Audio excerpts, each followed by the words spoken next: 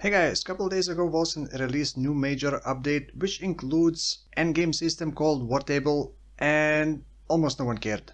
Barely getting 100 combined views on Twitch. So I wanted to make a video and talk about why in my opinion Wolcen is not able to rise in popularity. I like Wolcen and over years I got over 200 hours in this game, which isn't all that much considering that I have been playing Path of Exile for over 8 years and spent around 20,000 hours. No game is perfect and the longer you play one game the more small things start to annoy you, but for Wolcen, in my opinion, there's only one thing lacking to make it more popular.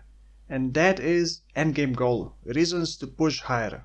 Now, overall Wolcen is in pretty good state, most bugs have been fixed, have plenty of builds, although minion builds are broken OP right now. There are also a couple different endgame activities you can choose from and upgrade the buildings for certain crafting things or for passive rewards, but the endgame system itself is just like Diablo 3 Rift system. Other than competing with other players who can reach higher rifts, there are no other reasons to push higher. Wolcen has the same problem except it has no fanbase like Diablo.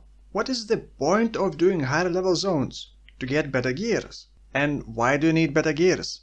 To be able to do higher level zones. And we return to the same closed loop. And we argue about this on stream. For some people that goal is enough. If you compare it to Path of Exile, why do you do higher level maps? Because you need better gears. Why do you need better gears? Because there are multiple big bad bosses and you need to be strong enough to defeat them. And those bosses often have special rewards. See the difference? If not, then here's another argument. Why do people watch Path of Exile streams other than entertaining streamer? 1. Checking new content. 2. Looking for some builds to play, checking some interesting build concepts. 3. Watching streamer taking on new boss, especially on hardcore. Will they survive? Will they have to log out and save their skin? 4. Racing. Who gets to certain goal faster? 5. Crafting. 6. Making big money in game. 7. Doing some insane beefed up endgame content that majority of players cannot do. And you can add more to this list. Now let's look at Wolcen again. Why do people watch Wolcen streams? Maybe check some builds, maybe see how much damage is needed for highest level zones, which I think are level 217 right now. And then what? No player base to care about competing with other players who reaches higher level zone, no exciting endgame bosses, there's nothing else. Let's take a closer look at this new endgame system that they just added. There is delving, Curse Breaker, which is very similar to delving in Path of Exile, except this new activity has no special rewards. It is typical escort mission, but you cannot do it fast. Even if you wreck everything almost instantly, it moves at its own pace. So why do this? It's just slower than other activities and provides no special rewards. Next activity, Onslaught. Basically small arena spawning tougher and tougher monsters until it spawns a boss. This can be pretty hectic when all arena gets filled with all sorts of projectiles and ground effects that damage you. But other than that, what is special reward? Nothing. Kill and get usual loot with maybe a higher chance of getting unique or legendaries. Next activity, Headhunt. Small arena with a boss. Only have one clip and don't blink it because it ends in like 10 seconds. Because of this broken minion build. Rewards? Again, just usual rewards, maybe a higher chance of getting legendary and unique. Next, Sabotage activity is similar to Onslaught and Headhunt, but there is an obelisk which becomes invincible, summons a boss that you need to defeat in order to be able to damage obelisk again. This happens 3 times until you destroy obelisk. Can be pretty hectic and dangerous. Special rewards? None. Random items with just higher chance of getting random legendary or unique. Then there are expeditions and mandates. Those are older activities. Expeditions are longest with 3 stages. I would compare expeditions to maps on Path of Exile, the baseline of endgame grind. You also encounter Blood Trail in expedition. It is like a mini league activity. Select modifiers and follow the trail until you spawn a boss, which does have special rewards. Drop some items that are a bit stronger than normal rare or legendary items but have one negative modifier. You also get special currency by defeating those bosses. You can use that currency to buy random special items from NPC in town. I have yet to see anything worth buying from that NPC. And you need to manually reroll that shop by using the town crafting system. And mandates are just simpler and shorter version of expedition.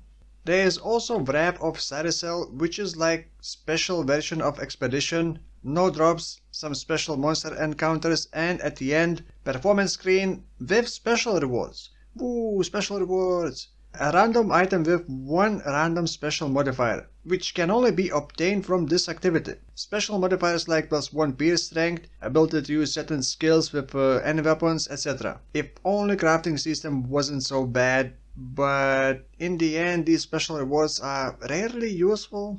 There are also bounty, treasure maps, those are like mandates or expeditions or just one boss in small arena. Those are boosted rewards, like it may have more golden beetles or more treasure chests. I find these to be very boring, but they are probably pretty good if you want to focus farm certain things.